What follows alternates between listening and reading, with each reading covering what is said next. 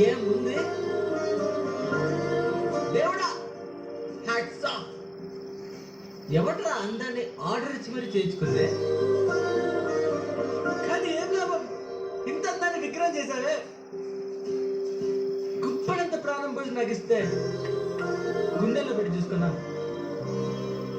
ఆ కళ్ళ చూడు, ఆ కళ్ళ చూస్తూ జీవితం అంతా గడిపేసి తెలుసా.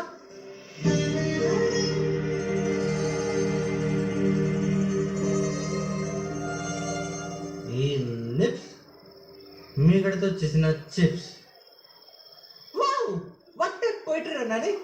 శబాష్ శబాష్, నువ్వు సూపర్ గా.